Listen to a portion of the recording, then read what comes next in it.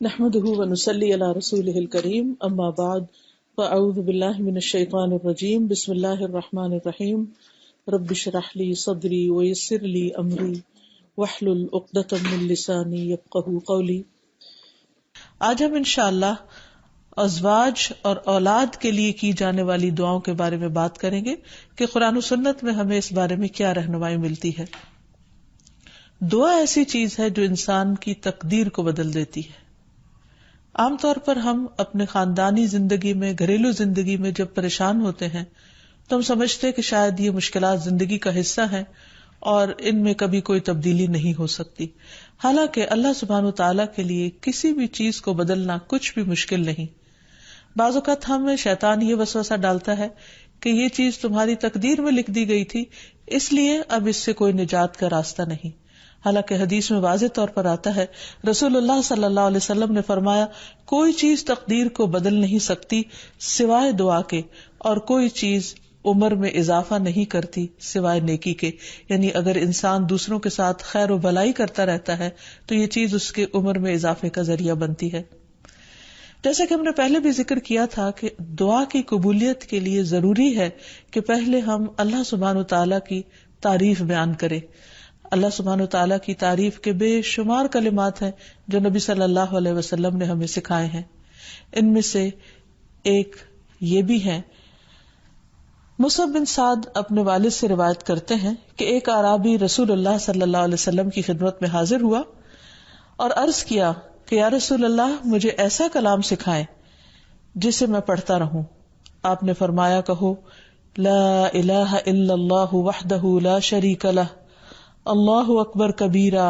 والحمد للہ کثیرا سبحان اللہ رب العالمین لا حول ولا قوة الا باللہ العزیز الحکیم۔ اللہ کے سوا کوئی الہ نہیں، وہ اکیلا ہے، اس کا کوئی شریک نہیں، اللہ سب سے بڑا ہے، بہت بڑا، اور تمام تعریفیں اللہ کے لیے ہیں، بہت زیادہ۔ پاک ہے اللہ جو تمام جہانوں کا رب ہے، نہیں کوئی برائی سے بچنے کی ہمت اور نیکی کرنے کی قوت سوائے اللہ کے جو بہت زبردست حکمت والا ہے۔ تو بات یہ ہے کہ جب بھی ہم اپنے خاندانی حالات، گھریلو زندگی، اپنے ازواج یا اولاد کے سلسلے میں کچھ بھی پریشان ہو تو اللہ سبحانہ وتعالیٰ سے خوب خوب دعا کریں، اور دعا سے پہلے اللہ تعالیٰ کی حمد و ثنا بیان کریں۔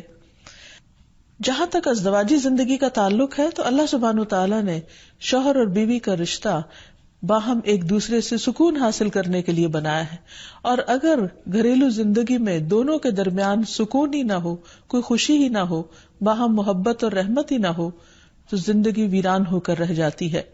اللہ سبحانہ وتعالیٰ قرآن مجید میں شادی کی حکمت کو بیان کرتے ہوئے فرماتے ہیں، وَمِنْ آيَاتِهِ أَنْ خَلَقَ لَكُم مِّنْ أَنفُسِكُمْ أَزْوَاجًا لِتَسْكُنُوا إِلَيْهَا وَجَعَلَ بَيْنَكُم مَّوَدَّةً وَرَحْمَةً إِنَّ فِي ذَلِكَ لَآيَاتٍ لِقَوْمٍ يَتَفَكَّرُونَ۔ اور اس کی نشانیوں میں سے ایک یہ ہے کہ اس نے تمہاری ہی جنس سے تمہارے لیے بیویاں پیدا کی تاکہ تم ان کے پاس سکون حاصل کرو، اور تمہارے درمیان محبت اور رحمت پیدا کر دی۔ غور و فکر کرنے والوں کے لیے اس میں کئی ایک نشانیاں ہیں، یعنی اللہ سبحانہ وتعالیٰ نے تو فطری طور پر انسان کے اندر ایک دوسرے کے لیے کشش رکھی ہے، محبت رکھی ہے، لیکن اگر وہ کسی وجہ سے ختم ہو گئی ہے یا موجود نہیں ہے تو یہ بھی انسان کی زندگی میں ایک بہت بڑا دکھ اور آزمائش ہوتی ہے۔ تو اس سے نکلنے کے لیے اللہ تعالیٰ کی مدد اور اس کا سہارا لینا چاہیے، اور کسی بھی غلط قسم کے کام سے بچتے ہوئے اللہ تعالیٰ سے عاجزی کے ساتھ گڑ گڑا کر اس رشتے کی محبت اور خوشی کے لیے دعائیں کرنی چاہیے۔ پہلی بات تو یہ ہے کہ شادی سے پہلے ہمیں اسلام نے اچھے رشتوں کے انتخاب کا ایک معیار دیا ہے۔ مثلاً شوہر کے انتخاب کے لیے جو ہمیں حدیث ملتی ہے اور نبی صلی اللہ علیہ وسلم نے جو کرائیٹیریا دیا ہے اس میں آتا ہے کہ اگر تمہارے پاس کوئی ایسا شخص نکاح کا پیغام بھیجے جس کے دین اور اخلاق سے تم مطمئن ہو تو اس سے اپنی بیٹی کا نکاح کر دو، اگر ایسا نہیں کرو گے تو زمین میں فتنہ اور زبردست فساد برپا ہوگا۔ تو اس حدیث سے یہ پتہ چلتا ہے کہ شادی سے پہلے انسان کو ضرور یہ دیکھنا چاہیے کہ جہاں وہ اپنی بیٹی کو بیاہ رہا ہے اس شخص کا اخلاق، کردار، مزاج کس قسم کا ہے. یعنی محض کسی دنیاوی فائدے یا کسی کے مال یا بظاہر زینت اور رونق کو دیکھ کر شادی نہیں کرنی چاہیے، بلکہ دین کو معیار بنانا چاہیے. پھر اسی طرح لڑکی کے انتخاب میں بھی جو بات ہمیں بتائی گئی وہ یہی کہ لڑکی سے 4 چیزوں کی بنیاد پر شادی کی جاتی ہے، لیکن نبی صلی اللہ علیہ وسلم نے جو خاص طور پر تلقین کی وہ یہ ہے فَاظْفَرْ بِذَاتِ الدِّینِ تَرِبَتْ یَدَاک، کہ تم دین والی کا انتخاب کرو، تمہارا بھلا ہو. یعنی لڑکی بھی نیک ہو، اللہ تعالیٰ سے ڈرنے والی ہو. اسی لیے ہم دیکھتے ہیں کہ خطبہ نکاح کے اندر اللہ سبحانہ و تعالیٰ 3 آیات میں 4 دفعہ اللہ کے تقوی کا حکم دیتے ہیں، کیونکہ جب تک انسان اللہ تعالیٰ سے نہیں ڈرتا اس وقت تک انسان انسانوں کے حقوق صحیح طور پر ادا نہیں کر سکتا. ایک اور حدیث میں بھی نبی صلی اللہ علیہ وسلم نے نیک عورت کو دنیا کی بہترین متاع قرار دیا. فرمایا دنیا فائدہ اٹھانے کی چیز ہے اور دنیا کی بہترین متاع نیک عورت ہے. یعنی کسی بھی مرد کی سب سے بڑی خوش قسمتی یہ ہو سکتی ہے کہ اسے جو شریک حیات ملے وہ نیک ہو، با اخلاق ہو اور خاندان کو بنانے والی ہو، رشتہ داریوں کو جوڑ کر رکھنے والی ہو. لہذا اس سلسلے میں اگر ہم نکاح سے پہلے ہی اللہ سبحانہ وتعالیٰ کے احکامات کو مد نظر رکھیں تو بہت سے مسائل سے بچ سکتے ہیں. رشتے کے انتخاب کے بعد نکاح کرنے سے پہلے استخارہ کرنے کا بھی حکم دیا گیا. استخارہ دراصل کیا ہے کہ انسان اللہ تعالیٰ سے خیر مانگتا ہے کہ یا رب اگر اس جوڑ میں بھلائی ہے، خیر و برکت ہے تو اس کام کو ہمارے لیے آسان کر دے، اور اگر خیر و بھلائی کہیں اور ہے تو ہماری رہنمائی اس طرف کر دے. استخارے کی باقاعدہ دعا نبی صلی اللہ علیہ وسلم نے سکھائی ہے، اور صحابہ کہتے ہیں کہ آپ ہمیں قرآن کی سورت کی طرح یہ دعا سکھایا کرتے تھے. ہمیں بھی اس دعا کو یاد کر لینا چاہیے، نہ صرف یہ کہ شادی اور نکاح بلکہ دیگر مواقع پر بھی جب انسان زندگی میں کوئی اہم فیصلے کرنے جا رہا ہو تو اس دعا کو ضرور پڑھ لے. پھر یہ کہ نکاح ہونے کے بعد بھی انسان خواہ بظاہر حالات درست بھی کیوں نہ ہوں، باہم ایک دوسرے کے ساتھ محبت اور ایک دوسرے کی خیر و بھلائی کی دعائیں مانگتا رہے. اس سلسلے میں جو ہمیں ایک بہترین دعا قرآن مجید میں سکھائی گئی ہے وہ ہے ربنا ہب لنا من ازواجنا وذریاتنا قرۃ اعین واجعلنا للمتقین اماما. اے ہمارے رب ہمیں ہماری بیویوں اور اولادوں سے آنکھوں کی ٹھنڈک عطا فرما اور ہمیں متقین کا امام بنا. یعنی ہماری جو آئندہ نسل ہو یا جو ہماری آئندہ جنریشنز ہو وہ نیک ہوں، خدا خوفی رکھنے والی ہوں. اور یہ کہ ہمیں اپنے ازواج سے اور اولاد سے آنکھوں کی ٹھنڈک دے، یعنی خوشی عطا کر کے ہم جب ان کو دیکھیں اور ان کی زندگی میں ان کو پھلتا پھولتا دیکھیں اور خوش دیکھیں تو ان کی خوشیوں سے ہمیں خوشیاں نصیب فرما. اسی طرح رسول اللہ صلی اللہ علیہ وسلم نے ایک اور دعا بھی سکھائی ہے کہ جس میں برے ساتھی اور ایسے شوہر یا ایسی بیوی سے پناہ مانگی گئی ہے کہ جو انسان کو وقت سے پہلے بوڑھا کر دیں. حدیث میں آتا ہے اللہم انی اعوذ بک من جار السوء ومن زوج تشیبنی قبل المشیب. اے اللہ میں تیری پناہ طلب کرتا ہوں برے پڑوسی سے اور ایسے ساتھی سے جو مجھے بڑھاپے سے پہلے بوڑھا کر دے. یعنی اس کے بد اخلاقی اور اس کے برے کردار یا اس کی طرف سے ملنے والی اذیتوں سے انسان اپنی صحت کو کھو دے یا اس کی جان کو روگ لگ جائے. تو ایسے صورت میں بھی دعا سکھائی گئی ہے اور اس کو پڑھتے رہنا چاہیے، کیونکہ شیطان کا سب سے پسندیدہ کام یہی ہے کہ وہ شوہر اور بیوی کے درمیان اختلاف پیدا کرے اور ان دونوں کو باہم ایک دوسرے سے جدا کرے یا ایک دوسرے کے لیے باعث اذیت بنا دے. ایک انسان کے پاس اگر دنیا بھر کی دولت بھی ہو اور اگر وہ انتہائی کامیاب انسان ہو لیکن اس کے گھر میں سکون نہ ہو، اس کے گھر میں خوشی نہ ہو، یا جو سب سے قریبی ساتھی ہے اس کے ساتھ اس کی نہ بنتی ہو، تو انسان کے لیے ایک بہت بڑی آزمائش ہے. تو اس لیے انسان کو ہمیشہ چوکنا رہنا چاہیے انسانی شیطانوں سے بھی اور جناتی شیطانوں سے بھی کہ وہ اس رشتے کے اندر کسی قسم کا کوئی خلل پیدا کرے. اسی طرح ازواج کے علاوہ اولاد کے لیے بھی ہمیں قرآن و سنت میں دعائیں سکھائی گئی ہیں اور ان کا بھی اہتمام کرنا چاہیے. انسان اپنی زندگی میں اپنی بہترین کمائی اپنی اولاد ہی کو سمجھتا ہے، اور انسان اپنی زندگی کا بہترین سرمایہ اپنی اولاد پر خرچ کرتا ہے، اور اپنے بعد بھی ان کے لیے ہر طرح کی راحتیں اور نعمتیں چھوڑ کر جانا چاہتا ہے. لیکن اگر اولاد نیک ہو تو وہ والدین کے لیے صدقہ جاریہ بھی بنتی ہے، اور والدین کے خون پسینے کی کمائی کو ان کی زندگی میں اور ان کی زندگی کے بعد بہترین جگہوں پر استعمال کرتی. لیکن اگر اولاد بگڑی ہوئی ہو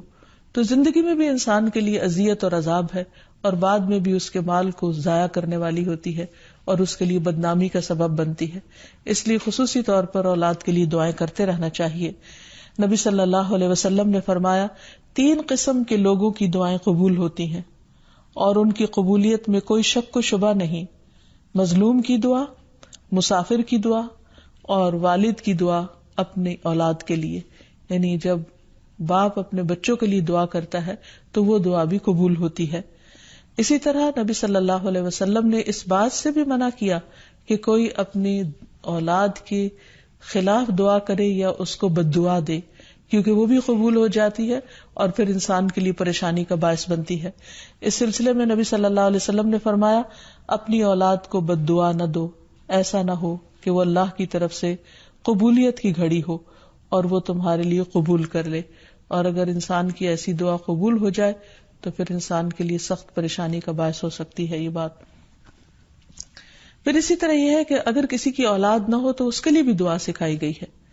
اور وہ دعا ابراہیم علیہ السلام کی دعا ہے جس میں وہ کہتے ہیں رب ہب لی من الصالحین، اے میرے رب مجھے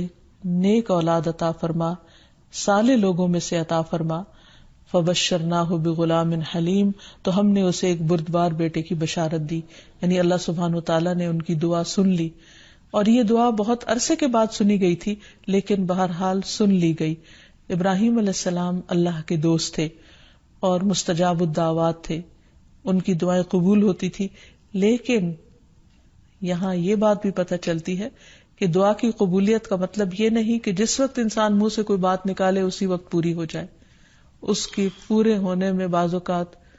کئی سال گزر سکتے ہیں، جیسے ہم دیکھتے ہیں یوسف علیہ السلام کے واقعے میں، ابراہیم علیہ السلام اور دیگر پیغمبروں کے سلسلے میں. اور پھر ہم اس بارے میں یہ بھی دیکھتے ہیں کہ جس طرح ابراہیم علیہ السلام کی دعائیں قبول ہوئی تو انہوں نے اپنے رب کا اس پر شکر بھی ادا کیا اور فرمایا الحمدللہ الذی وہب لی علی الکبر اسماعیل و اسحاق ان ربی لسمیع الدعاء، کہ اللہ کا شکر ہے جس نے مجھے بڑھاپے میں اسماعیل اور اسحاق جیسی اولاد دی، بلا شبہ میرا پروردگار دعائیں سننے والا ہے. اور حقیقت یہ ہے کہ اللہ تعالیٰ پیغمبروں کی بھی سنتا ہے اور پیغمبروں کے علاوہ باقی لوگوں کی بھی دعائیں سنتا ہے. اس لیے اولاد کی طرف سے کبھی بھی مایوس نہیں ہونا چاہیے، نہ ہونے کی شکل میں بھی اور ہونے کے بعد ان کی نیکی اور خیر اور بھلائی کے سلسلے میں بھی. اور اس میں ہم دیکھتے ہیں کہ زکریا علیہ السلام کی بھی اولاد نہیں تھی تو وہ بھی بڑھاپے تک مایوس نہیں ہوئے اور دعا مانگتے رہے. اور اس سلسلے میں آتا ہے کہ وہ جب دعا مانگتے تو کہتے رب ہب لی من لدنک ذریۃ طیبہ انک سمیع الدعاء، کہ اے میرے پروردگار تو مجھے اپنے پاس سے نیک اور پاکیزہ سیرت اولاد عطا فرما، تو ہی دعا کا سننے والا ہے. یعنی پیغمبر ہمیشہ صرف اولاد کی دعا نہیں کرتے بلکہ نیک اولاد کی دعا کرتے ہیں. اولاد کا ہونا اللہ سبحانہ وتعالیٰ کا ایک بہت بڑا انعام اور بندے پر بہت بڑا احسان ہے. اسی لیے ہم دیکھتے ہیں کہ اولاد انسان کے لیے اگر نیک ہو تو راحت، رحمت، آرام اور چین اور آنکھوں کی ٹھنڈک کا ذریعہ ہوتی ہے. نبی صلی اللہ علیہ وسلم حضرت حسن اور حسین کو اپنے پھول کہا کرتے تھے کہ یہ دونوں میری دنیا کے پھول ہیں. ایک اور حدیث سے ہمیں پتہ چلتا ہے کہ اولاد انسان کی بہترین کمائی ہے. فرمایا ان اولادکم من اطیب کسبکم، تمہاری اولاد تمہاری سب سے بہترین کمائی ہے، بس اپنی اولاد کی کمائی میں سے کھاؤ، یعنی وہ انسان کے لیے حلال ہے، جائز ہے. پھر اسی طرح بیٹیاں جو ہیں ان کی تعلیم و تربیت اور ان کی پرورش بھی ایک بہت خیر و بھلائی اور جنت کمانے کا ذریعہ ہے. لیکن اس کے ساتھ ساتھ یہ بھی یاد رکھنا چاہیے کہ اولاد ایک رسپانسبلٹی بھی ہے، ان کے بارے میں سوال بھی کیا جائے گا. کہ ان کی تربیت کس طرح کی. پھر خصوصی طور پر اسے ماں کی ذمہ داری قرار دیا گیا. اگرچہ ماں اور باپ دونوں ذمہ دار ہیں، لیکن عورت سے اس کے گھر والوں یعنی اس کے بچوں کے بارے میں اس سے سوال ہوگا کہ اس نے ان کی تربیت کیسے کی. تو اس لیے ہم سب پر لازم ہے کہ ہم اپنے بچوں کی دینی اور دنیاوی دونوں طرح سے بہترین